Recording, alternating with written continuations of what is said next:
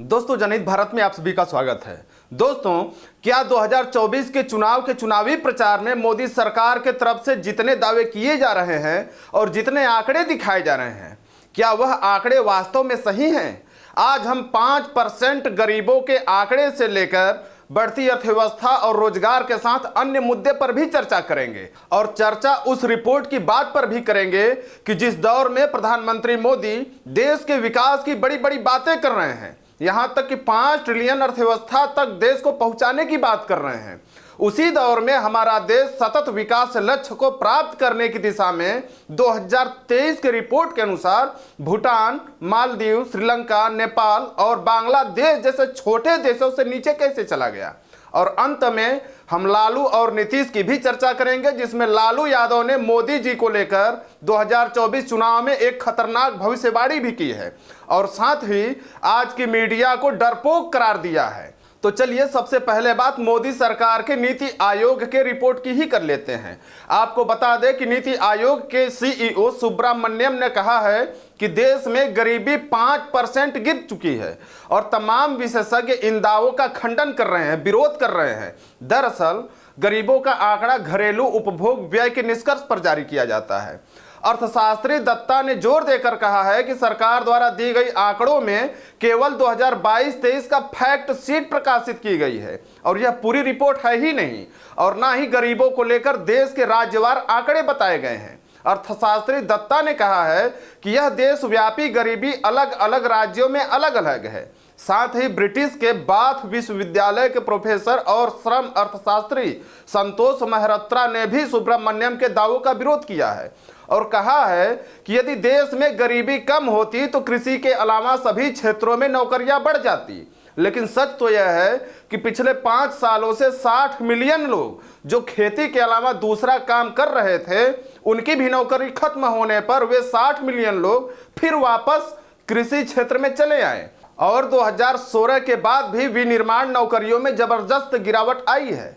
श्रम अर्थशास्त्री मेहरोत्रा ने यहां तक कह दिया कि ऐसे पारिवारिक श्रमिक जिनको कोई वेतन भी नहीं मिलता, जिनकी संख्या 50 मिलियन तक बढ़ चुकी है, उन्हें भी इस सरकार ने नियोजित मान लिया है, जिनको कोई मजदूरी या पारिश्रमिक भी नहीं मिलता।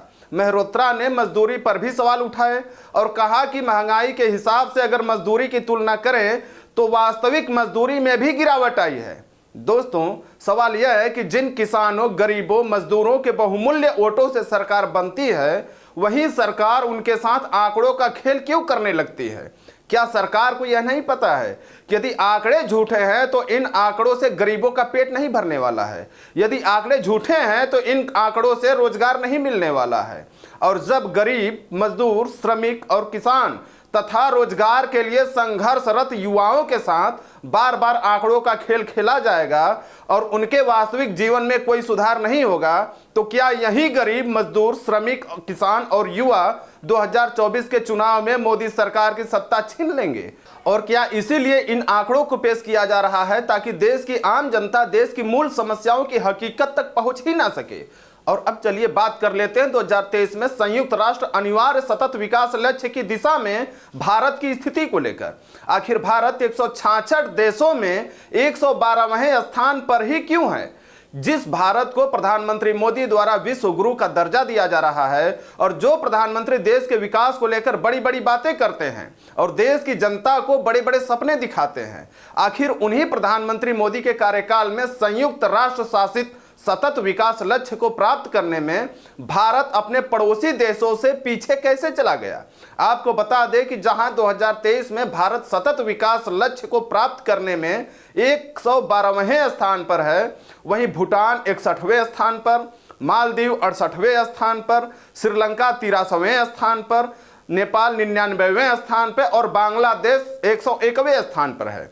और अब दक्षिण एशिया में भारत के नीचे सिर्फ 2 देश, पाकिस्तान और अफगानिस्तान ही बचे हैं। दोस्तों, सवाल है कि चाहे प्रति व्यक्ति आय की बात हो, चाहे सतत विकास लक्ष्य को पाने की बात हो, चाहे मीडिया की स्वतंत्रता की ही बात हो, हम अपने छोटे छोटे देशों से पीछे क्यों होते जा रहे हैं? और क्या इन सब आंकड़ों के साथ जिस प्रकार मोदी सरकार बेरोजगारी, महंगाई आदि मुद्दों पर फेल होती जा रही है, क्या यही मुद्दे मोदी सरकार के लिए 2024 के लोकसभा चुनाव में भारी पड़ने वाली है? और क्या देश की जनता इन्हीं सभी मुद्दों को अपने तर्कों की कसौटी पर परख चुकी है? और इसी दौरान लालू यादव का एक बयान भी वायरल हो रहा है, जिसमें उन्होंने कहा है कि मैं भविष्यवाणी करता हूं कि इस बार मोदी नहीं आएंगे। इंडिया गठबंधन से जो लोग निकल गए, लेकिन ममता से लेकर अखिलेश यादव आदि सभी नेता एक साथ है और इस बार इंडिया गठबंधन भाजपा को हरा कर ही रहेगी। वहीं दूसरी तरफ औरंगाबाद में नीतीश कुमार ने पीएम मोदी से कहा है कि अब हम आपको छोड़ के कहीं नहीं जाएंगे और आप 400 सीट जीतेंगे। लेकिन शायद नीतीश कुमार देश के पहले ऐसे नेता हैं जो कभी वादा करते हैं, कभी जीने मरने की बात करते हैं और कभी कस्में खाने लगते हैं। लेकिन सवाल यह है कि जो नीतीश कुमार खुद की बात खुद पर लागू नहीं कर पाते, क्या वही नीतीश कुमार 400 सीट जीतने की बात प्रधानमंत्री मोदी से कह रहे हैं, तो यह कहां तक सच साबित हो पाएगी? खैर, यह तो देश की जनता बताएगी कि कितना सीट किसकी आएगी। अगर हमारे द्वारा दी गई जानकारी आपको अच्छी लगे तो वीडियो को लाइक करें, चैनल को सब्सक्राइब करके घंटी वाला बटन दबाना ना भूलें। धन्यवाद।